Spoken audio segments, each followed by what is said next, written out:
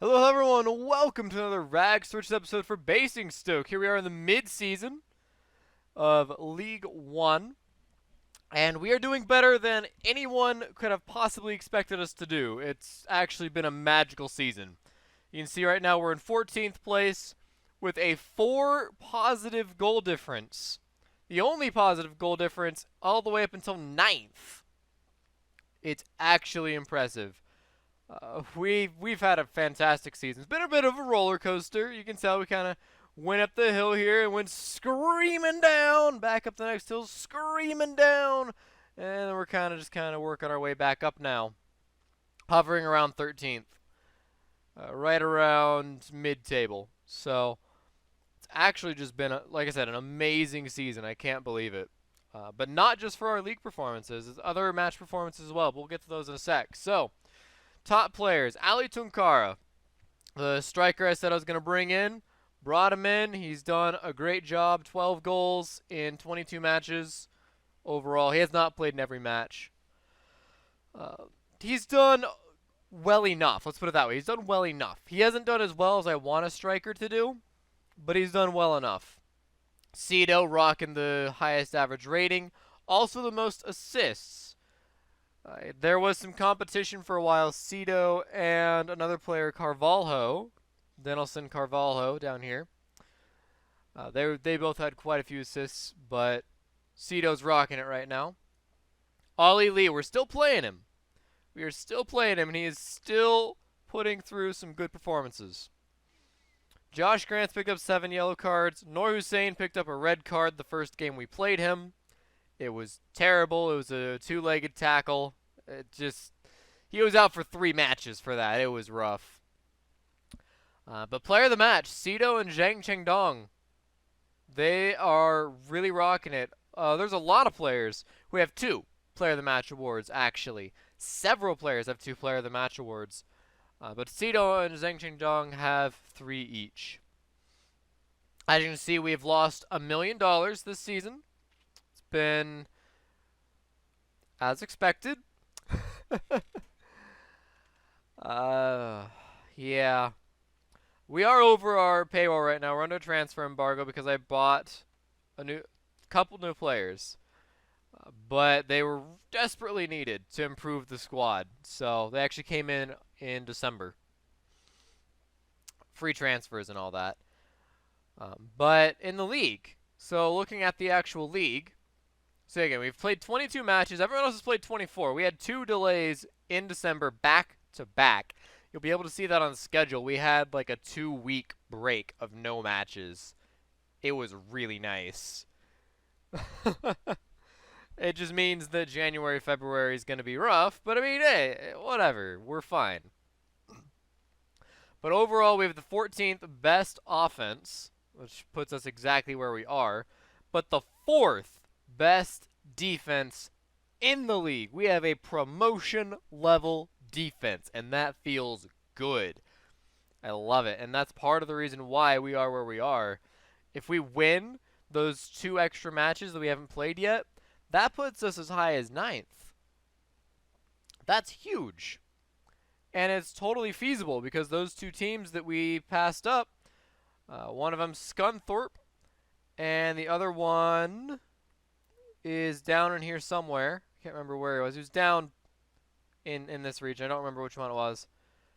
But Scunthorpe is at least one of them, and that's very plausible that we could beat them. They've been very leaky this season. You can see Louis Walters is looking to leave the club, 105,000.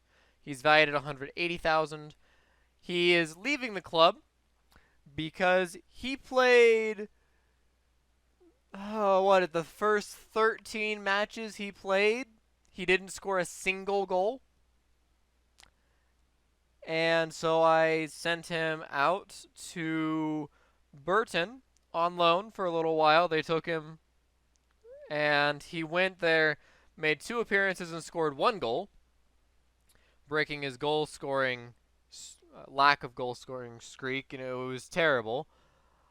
So because of his horrendous performance this season and my overall not being super thrilled with him in general since we got him, I'm dumping him. I'm dumping him for 105,000. I'm going to free up 3,000 bucks per week. We need the money. And he's not been impressive at all. He doesn't even have an impressive record. He's only scored 1 in every 3 matches he's played in. A good striker, in my opinion, a good striker scores 1 in every 2 matches or more. He's only scored 1 in every 3, so we're getting rid of him. And again, hopefully Peterborough buys him. I'm hoping for it because the 105,000 would be good for the club, and the 3,000 per week would get us out of the transfer embargo that I put us into again, fully knowing that I was putting us into it. Looking at our tactics here, so I have made some changes. Player tactics. So, sweeper keepers to tackle harder and to take fewer risky passes. Makes a lot of sense. Center defenders unchanged, but the fullbacks, when they have the ball, they're to cut inside. They are to go towards the midfield with the intent that because they are our defensive line, if they have the ball, I want them to push inwards towards the other defenders and towards the midfield to try and, one, make the ball go back and forth to really mess with the opposition's shape with the ball going in and then out. And two, as an extra layer of defense. If they cut inside, again, they have the 2 defenders right here to help make sure things don't go bad. For the deep-lying playmaker, tackle harder, mark tighter, more direct passes. And for the ball-winning midfielder, just go ahead and mark tighter. Really just try and make sure that the midfield can get the ball back from the opposition, really hold on to it, and push to give it back to the offense. The attacking midfield center will move into channels, and so far that's been very lucrative for us. The wingers will cross from the byline, so that means they will get way up here, as far up as they can possibly get before they cross it. They will get as far as possible and then cross it. And that's also been beneficial to some extent.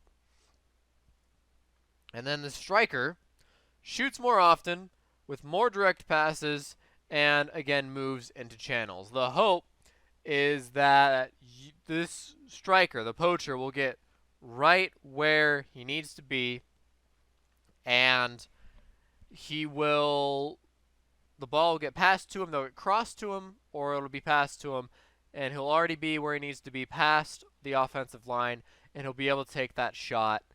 He should be shooting more often. You take shots, eventually some will hit, right? So that's the general idea. And as you can see by looking at the league table, these player role changes have really actually made a big difference. It's helped a great deal, and I'm super excited. We might end up in the playoffs this season. It's possible we could end up in the playoffs. If we have a couple lucky runs, a couple lucky games, we could end up in the playoffs. That's both exciting and scary at the same time.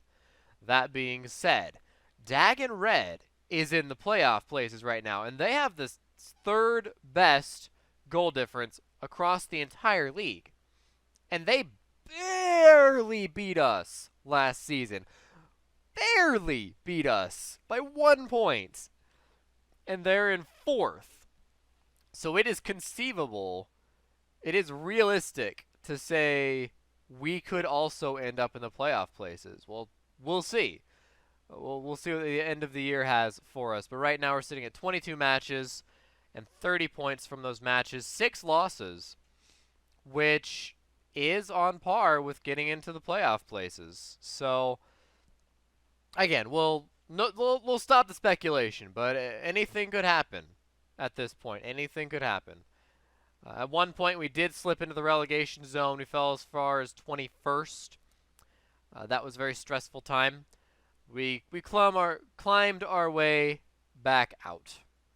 And we love to kiss 13.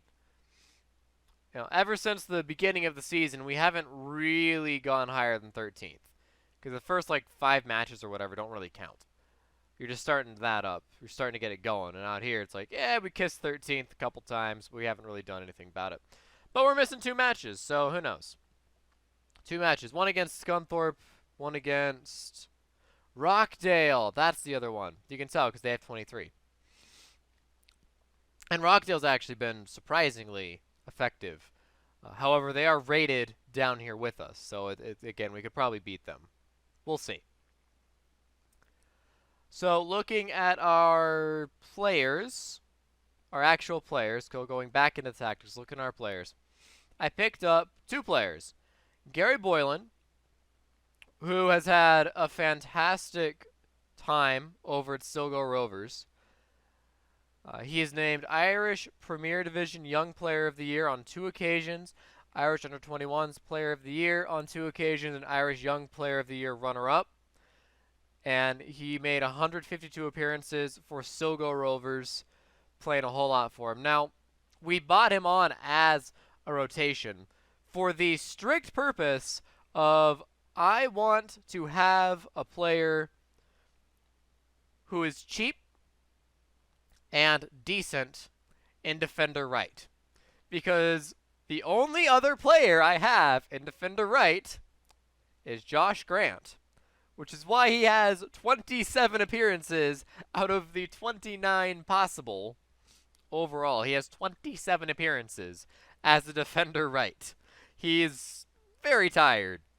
Understandably, he's very, very tired. He's gotten a lot better this season as well. He's actually been improving at a pretty good rate, which makes sense. He's been playing a lot of matches. But it's been very stressful for him. He is tired.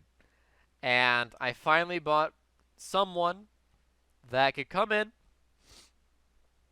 It can help fill that position so he doesn't have to always play every single match. Because that's what he was doing. Playing every single match. Dude has some backup now. We can afford to have our defender right injured. Not that we want to have him injured, but we have some depth there now. The other player we picked up is Louis Thompson. He has immediately had a humongous impact on this team. And that's to be expected. He is a Welsh international player. Started his career at Swindon Town. Made it over to Norwich. Norwich bought him for $1.1 million. And then he went out on loan at Coventry, Luton, and Rotherham. Norwich let him go on a free transfer. He was out for a while. And then we went ahead and picked him up. He wanted $6,000 per week. We gave him $3,500 per week with the promise that he could be sold for $1.5 million to a higher club. Which I'm not super thrilled about, but he's valued at $1.1 million. If they want to pay $1.5, the club could use the money, so I won't complain too much. But he's a fantastic player. He's a good player for League One sides. He has a great work rate. He's a current international, and he personifies professionalism. He is our star midfielder. I absolutely love him, and he's really been rocking it. And he's made 4 appearances overall for an average rating of 7.3. So, awesome player. Absolutely recommend picking up Louis Thompson. But just as evidence here, he has not played a single match, but he is in the subs as a current international. So again, he's doing a great job, looking to represent his country. I'm glad that he can be in the same pool as people like Joe Allen or Emery Hughes. You know, these players that are just amazing, and he's not quite as amazing, but he's in the same pool, which means he's definitely useful for Wales. I just hope he gets his appearance soon. They're playing New Zealand, so there's a good chance that he will get his appearance soon. But those are the players we brought in. Again, Denilson Carvalho, he's actually been doing great for us. This Brazilian, he has been wrecking face. And I looked at his stats, and I believe I said this last episode, because I believe we had him since the beginning of the year. But I said that I don't know why he's 2 stars, because his stats tell me he is good enough to play in the League One and do a good job.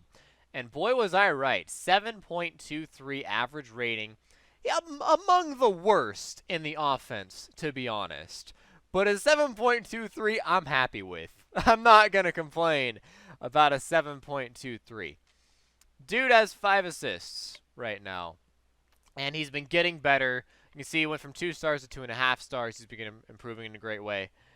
I'm very excited about Denilson Carvalho. He has done me proud. I'm hoping he will continue to improve at maybe a little bit more high-paced bit, but it can only ask for so much. Anyways, those are the current players and tactics. Basingstoke overall, we're insecure. That's not changed. We are insecure, and under transfer embargo right now, but we're looking to change that by getting rid of Louis Walters. Zenon Stellanides has also been doing great in training. This is actually one of his less impressive training chunks, as more recently he's just been like skyrocketing and everything. If we actually look at attribute changes here, or training. There we go. Training shows you attribute changes just across the board. He's been gaining a lot really fast, and I'm super impressed. I'm glad he's getting so good, so quickly. So we're working on him. I'm very happy. It should be noted he plays for Cyprus now. He's had 4 caps. He chose to go for Cyprus instead of Greece, and I think that's a great move if he wants international soccer, because Cyprus will treat him as an important first-team member. Another member of our squad that is now international as well is Abdi Noor for Somalia, believe it or not. Now, he is also English, or Welsh. Sorry, he's also Welsh. Welsh and Somali. But he decided that he would rather play for Somalia. Somalia is ranked 182nd right now. Holy crap. They were 199th when I last looked. They apparently shot up to 172nd. Obviously, Abdi Noor immediately shot up to the top of their top players. He is a key player. He'll play every single match for Somalia. And I am super proud of Abdi Noor that he is getting his international games. Being an international player is a rare thing. So to choose to go and play for Somalia, I think is a fantastic decision, and I'm super proud of him. And I honestly hope that he will stay in their lineup for years to come. He's a rockin' player for them. So, looking at our schedule. So obviously we're up against Portsmouth in the Johnson's Paint, or not Johnson. Wow, no, the FA Cup. We're up against Portsmouth in the 3rd round. Portsmouth are doing very poorly in the Champions League. So I'm looking to capitalize on their poor morale and try and come away with a win here. We are playing at home, so oh my goodness, I have the hiccups and all sorts of stuff. I'm sorry. But we're playing at home against a Portsmouth that is really not happy about where they are in the league. So hopefully we can capitalize on that and take away the 3rd round. I'm feeling confident about the 3rd round. I'm feeling confident about League One as a whole. We have one of the best defenses in the entire league. So we'll see if Portsmouth can actually figure out how to crack that. I doubt it. We'll see. But so far this season, we have started off the season with a draw against Rockdale. Going into the first Capital One Cup first round, we had a very stressful situation. We took it to extra time. Ali So of Leighton Orient got a goal at 119. That was just like, it made me sink. I'm just like, oh, that sucks. But Ali Tunkara scored the first goal for the club this season at the 120th minute. It was very stressful. We took it home on penalties, beat them handily. I think it was 4-2 on penalties, I believe it was. And I was just super proud. Super, super proud that the team came together there and brought home the first round of the Capital One Cup. Second round, we got Crystal Palace, and that didn't go well at all. But it went as you would expect. Let's put it that way. It went as you would expect. Didn't we get Crystal Palace last season? I'm actually curious. We got Bournemouth last season. That's right. Okay. Never mind. We beat Portsmouth last season, so I mean, there's something to look at. Whoops, wrong button. Our first win of the season. That's the wrong season. Our first win of the season came against Brighton, followed up by a big win over Swindon. Abdinor getting in the late winner there. And unfortunately, our first loss coming into Colchester, followed by Preston. Preston was not an unexpected loss, as they had been on one heck of a streak early in the season, getting big win after big win. I'm talking like 3-0, 4-0, 5-1. Like, they were killing it. So the fact that we held them to 2 goals, I was super proud of my team. It's like, you guys held them to 2 goals, guys. All right, woo! They didn't crush us like they crushed everybody else. It was nasty. And then we had our first international period. We postponed our match with Fleetwood for the first international period, and we used that time to go ahead and generate a little bit more revenue for the club, beating up Farnborough a little bit. I also figured since we had 3 losses in a row, getting a win in there might help turn things around. It didn't. We lost right after that to Cambridge, but I tried. I mean, I did all that I could. Finally turned things around against Fleetwood and made it to the John Stones Paint Trophy, which is a TV match in front of Exeter. Really happy that we had Exeter in the first round of the John Stones Paint Trophy. They're very easy to dispatch of. After that, we had another international period. Took an away to Sheffield United for $50,000. Club made about $50,000 off of that entire deal, so it was awesome. I'm really happy we made that extra cash. And finally got into the FA Cup first round, where we had Hemel Hempstead as our draw. Very easy to win. In the quarterfinal, we had poor-performing Swindon. They were fighting in the relegation zone at that point, so it was very easy to dispatch of them. Not even a second thought.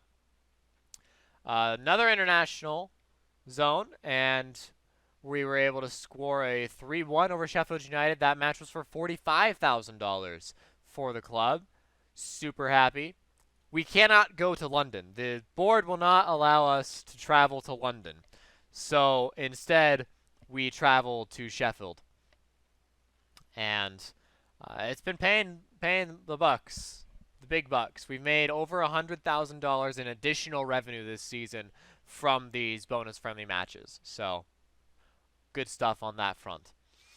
And as of late, we've been in a fantastic run. Ever since the Walsall match, we've been in a fantastic form.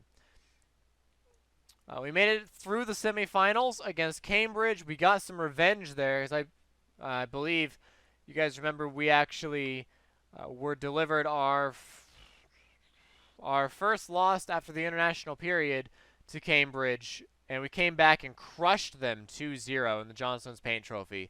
It felt good. It was real good. In the South Final, we are up against Wakombe. And in the North, which we're looking at right now, is Preston versus Crewe. I'm expecting Preston to come through, but you never know. We could see a League 2 team jump up to the top here. Who knows? You know, sometimes football is a bit of a lottery, you know. But things are looking great. I'm hoping to take out Portsmouth. I'm hoping to take out Wakombe. We're in a good position to win the John Stones Paint Trophy this year and to get into the 4th round of the FA Cup. I'm feeling very confident about our prospects of cups this year. So we're sitting pretty. I'm super happy with all that's going on. Let's go ahead and jump over to Ivory Coast. So as far as Ivory Coast is concerned, nothing interesting. We've had the World Cup qualifiers for Africa. Whoop-de-doo, we played Ethiopia. They are like 100 places below us. Who cares? We are set up this month in January, here very, very soon, for the CHAN, African Championship of Nations. CHAN has a very annoying rule. The only players you can have in your squad are players that currently reside. Oh my goodness, I apologize. I did just wake up. There are the players that have to reside in your country of origin. So the only players I can call up for Ivory Coast are players that are playing for Ivory Coast. Like, they're playing in the country, for the clubs in that country, or they're just a free transfer sitting in that country. There are 8 players. So, we have 8 players and a whole bunch of fake players that were given to us based on our world ranking. Now, our current world ranking is 15th. We've fallen a little bit. We went as high as 11th. Set a new record. We've fallen all the way to 15th. And we were given players according to our 15th place. And honestly, they are all better than I could have hoped for. They are way better than like any of these other players that actually play in Ivory Coast. They're just horrible, horrible players. The best player is the goalkeeper. Put it that way. The best player is this guy. I plan on giving all of these guys game time, but maybe no more than one match as a sub. At the end of a game, we're already winning. Because all of these players are way better than all of the players that we actually could have chosen from. It was really sad. But they've all been called up, and they're all kind of freaking out because they're getting called up for this thing that they're just like, I don't know what to do. However, luckily, we have home field advantage. We are the home team, and I look forward to it. I think it'll be a good experience and a good trophy. Under 23s, we had to play under 23s, so I took control of the under 23s team. There was a competition for the under 23s. I took control of the team, and I played through all of their matches. It was the African under 23s nations, and we won handily, but that is to be expected as we put down Innocent Koulibaly. We put him into the under 23s team because he's one of like 2 or 3 players that have played a main team game that were still eligible for under 23s. Almost everyone else is over 23. So we took him, who is good enough to play for like first team Ivory Coast, especially since 9 caps, 4 goals. He's more than good enough to play for first team Ivory Coast. And we took him and put him in the under 23s team, which I kind of feel like was a little bit of cheating. But I mean, he scored here. He scored 2 here. He scored a hat trick here. 2 more goals here. And then the winner here. So he kind of carried our entire team through the competition. He just hammered them away. They give him the ball, and he took it away. So he really just kind of won the entire trophy for us. And very happy that that's what happened, that we took it over. The Olympic Games are next for the under 23s. That's going to happen, I believe, in August. And it's going to hopefully not be as bad as this team. Let me just... Oh, wait. Let me just do this for you. There you go. That's the general team that we have had. Like this. This is like our best possible team is this. Not good at all. So hopefully, for the Olympics, we will be allowed to have, well, this team. Well, not this team, but the main team, the real team. People like Salomon Kalou, who went out of contract and decided that he doesn't want to come play for Basingstoke because he's too good for us, which makes sense. He's a good player for championship sides. Used to be a decent player for Premier Division sides, so why would he want to come play for us? It'd be completely pointless. However, we may not call him up anymore for Ivory Coast. He's a decent player. We gave him his 110 caps. There's other players we should be calling up instead, so he's probably done for. Anyways, let's go ahead and jump through the leagues real quick. So, Basingstoke, League 1. Go all the way down so you guys can see where the stuff is. So, FA Trophy, we're in the second round. That's what's going on there. Johnstone's Paint Trophy, again, you guys saw the North-South setups. Community Shield went to Manchester United, beating out Chelsea this season. Poor Chelsea. They really kind of should have picked that up. It would have made for a nice pattern. But Manchester United broke the pattern. Capital One Cup semifinals. Nottingham Forest, Swansea City, Arsenal, West Brom. All right, FA Cup is currently where we are. We're up against Portsmouth. I feel confident about our odds here. Reading is against Middlesbrough, so that'll be good. South. Canvey Island's having a horrible time, but the rest of the relegation zone is yet to be determined. Barnet, not quite running away with it, but they're definitely the favorite to win. Go to the north. Blyth is having a horrible time, but again, rest of the relegation zone not quite determined. And then Salford is winning on goal difference right now. Heated race, top 4 positions. Very heated race. That'll be interesting to see how that finishes. VNL. It's looking like Havant W and Macclesfield will be going down quite handily. And the rest of the relegation zone is yet to be determined. Up top, Port Vale and Torquay fighting real hard. For first place, Telford and Chesterfield for third place. And then Forest Green and Altrincham for 5th place. Forest Green has certainly fallen from where they were last season. They used to be a lot stronger, but we'll see what happens. Port Vale definitely wants to go back up. League 2. Oxford and Carlisle, Southend rocking the top 3. Any one of those 3 could win it, but they are way ahead of the playoff places. On the bottom, Chester having a horrible time. Ebbsfleet probably going to go down this season. They fought so hard, but they weren't able to come through with it. I'm just curious. Season preview, Ebbsfleet actually said to be 15th, so they are really disappointing right now. We'll see if they can turn it around. If they are really that good, they might be able to turn it around. Wimbledon, recently relegated Wimbledon, sitting in 14th, going back to where they were normally in League 2. League 1, overall, Barnsley-Gillingham really rocking it. Plymouth in that conversation. And then Dagenred and Walsall comfortably inside. Well, Dagenred comfortably inside the playoff places. Walsall, Rotherham, and Rockdale fighting for 5th.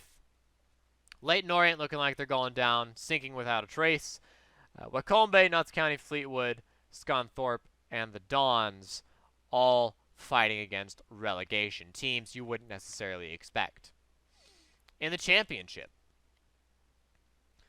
Wolves currently leading. Reading hot on their tails, as is Hull.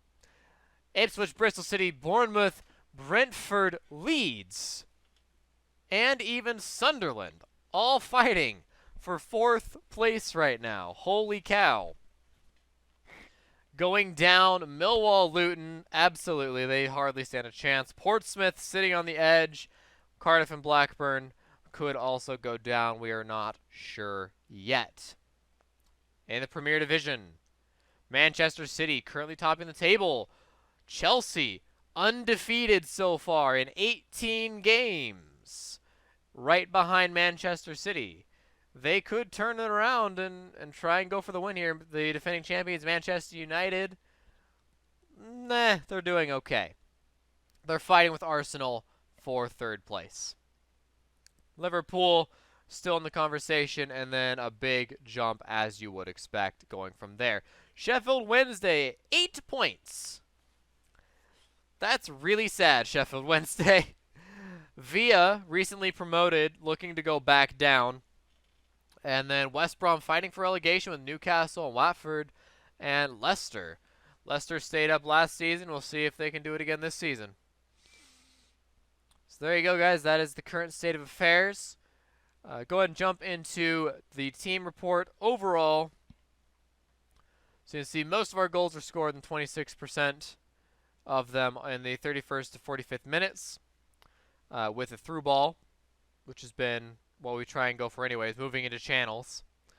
From the left wing, that is Zhang Chengdong and Ferguson, for the most part, that are scoring the assists there, which is interesting because Cito has the most assists from the right wing. That is very interesting. But this is like overall, like for the entire history of the club or something. That seems kind of weird. Anyways, goals conceded, usually 61st to 75th minutes. It's kind of rough there. All coming from crosses from the right wing 40% of the time. Our average age is 23. Our best attribute is teamwork. We are first in teamwork and 16th in leadership. The pitch is terrible. Attendance 63% with no philosophies right now. Overall stats, you can go and pause if you want to look more in depth for our stats and our facts, us compared to the league. The best part is our average age is youngest in the league, which is great. So, 14 nationalities represented. It says we have 5 current nationals. We have up to like 8 possible internationals in our team, which is most in the league. No one's playing under 23s right now. Interesting. Well, there's no under 23s to play right now, so that makes sense. But anyways, guys, that's going to go ahead and be it for the episode. So I'll see you guys at the end of this season. Hopefully it'll continue on in the same way that it's already been continuing on. So remember, if you liked the video, give it a like, subscribe to the channel, and share it with your friends. The best thing you can do for the channel. As always, thank you guys for watching, and I'll see you guys next time. DFTBA.